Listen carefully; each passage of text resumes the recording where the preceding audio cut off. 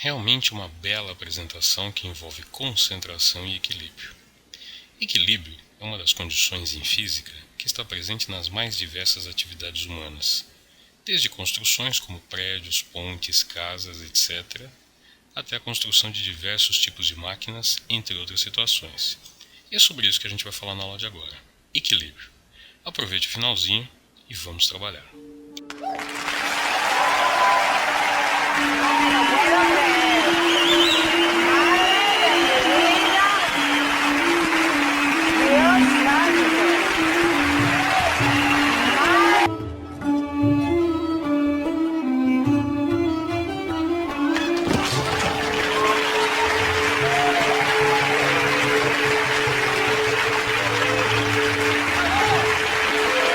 Olá, estamos de volta. Você já aprendeu há algum tempo que a resultante das forças é uma das maneiras de a gente compreender as situações de equilíbrio. O que você já viu?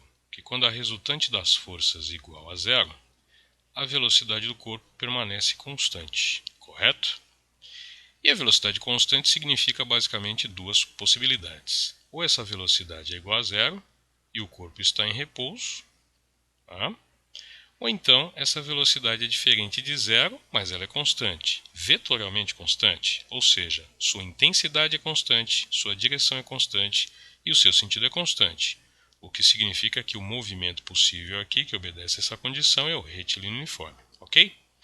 Mas nós vamos ver que as coisas não são tão simples assim quanto parece. Observe essas duas rodas aqui. Nessa primeira roda da esquerda, eu vou aplicar uma força no centro da roda para a esquerda dessa maneira aqui, valendo, por exemplo, 100 newtons. O que você acha que acontece se eu aplicar uma segunda força para a direita, valendo também 100 newtons? Cadê o 100? Está aqui. Como as duas forças têm a mesma linha de ação, estão aplicadas no centro da roda, a resultante dessas forças vai dar zero. De acordo? Se a resultante dá zero, se essa roda está em repouso inicialmente, ela vai permanecer em repouso porque a resultante sendo zero, não há alteração na velocidade dessa roda, que já é zero. Concorda comigo? Pois bem, e se eu aplicar essas mesmas duas forças da seguinte maneira? Eu aplico uma força aqui, valendo 100 newtons, e eu aplico a segunda força aqui embaixo, valendo 100 newtons. E agora? A roda permanece em repouso? Não, né? Embora a roda não saia do lugar, ou seja, o seu centro continue em repouso, a roda vai passar a girar. Né? E agora, isso é equilíbrio? Pois é. É sobre isso que a gente vai falar na aula de agora. Tá?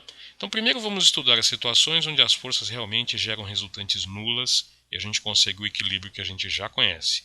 Depois a gente vai ver essa situação associada à rotação dos objetos, tá bom? Então vem comigo. Vamos primeiramente olhar para a situação de equilíbrio de um corpo cujo tamanho é desprezível, como esse daqui, por exemplo. Então, suponhamos que ele esteja sujeito a algumas forças, como, por exemplo, a força F1, dessa maneira, a força F2, dessa maneira, e a força F3, dessa maneira aqui, por exemplo. Tá? A gente pode até colocar mais uma, vamos colocar mais uma aqui, a força F4. Qual é a condição que eu tenho que observar para saber se esse corpo está em equilíbrio? Se a resultante das forças é igual a zero. Como é que eu obtenho graficamente essa resultante? Emendando o vetor na sequência do outro. Então nossa figura poderia ficar assim. Força 1, horizontal para a direita dessa forma. Força 2, vertical para cima, dessa maneira. Força 3, a força 3 pode estar aqui, né, mais ou menos inclinada aqui nessa diagonal, né, aqui para baixo. Força 3. E a força 4 está aqui. Acontece que quando a resultante de um conjunto de forças sobre um corpo é zero, quando você começa a montar essa figura, você vai perceber que a figura ela é fechada sozinha. Né? Ela se fecha só pela junção das forças. Como eu tenho 4, eu vou ter uma figura de 4 lados. Se eu tivesse 3, teria uma figura de 3 lados. Vamos rezar para ser um triângulo retângulo, que a gente consegue trabalhar bem com ele. Tá? Mas o fato é que, quando a resultante é zero, a figura de forças, o diagrama de forças, forma uma figura fechada. Tá bom? Vamos ver um exemplo? Vem comigo. Se você quiser dar uma pausa para dar uma olhada no enunciado, se você já fez isso, você vai saber que se trata de um corpo de 4 gramas, que está preso a um fio e ele está parado nessa posição porque age sobre ele também uma força elétrica horizontal para a direita. Primeira providência, vamos desenhar todas as forças que agem sobre ele.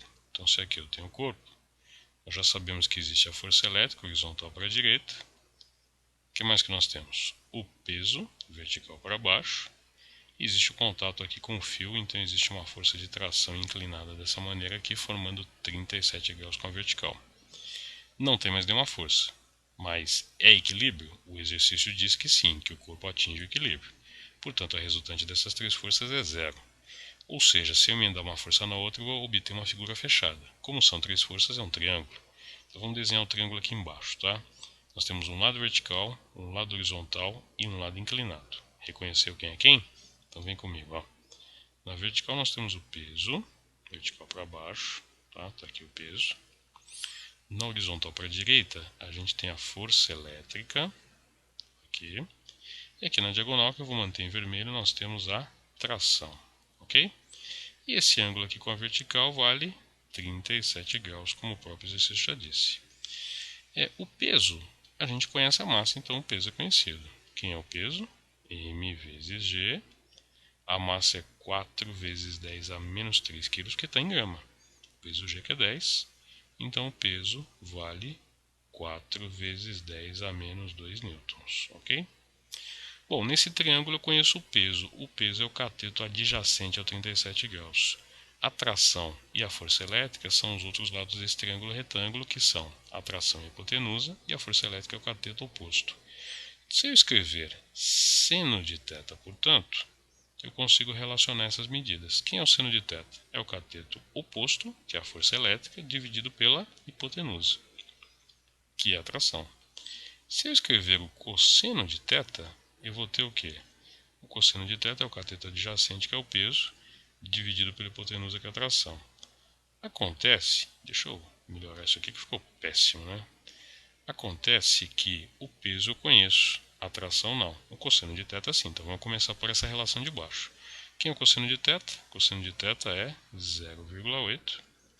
O peso é 4 vezes 10 a menos 2 e a tração eu não sei. Se eu fizer essa conta aqui, eu vou descobrir que a tração vale 5 vezes 10 a menos 2 newtons. Só fazer as contas, tá bom? Se eu voltar na relação de cima, o seno de θ é 0,6. A força elétrica eu não conheço e a tração é 5 vezes 10 a menos 6. Fazendo essas contas eu descubro que a força elétrica é 3. 10 menos 6 não, né? Vamos corrigir isso aqui. É 5 vezes 10 a menos 2, né? Cadê minha borracha aqui? Tá aqui. 10 a menos 2, tá? E, portanto, a força elétrica vale 3 vezes 10 a menos 2. Por seno e cosseno eu chego nesses valores e a gente tem aqui a alternativa E como resposta, ok? Tá na hora de você praticar. Vai lá.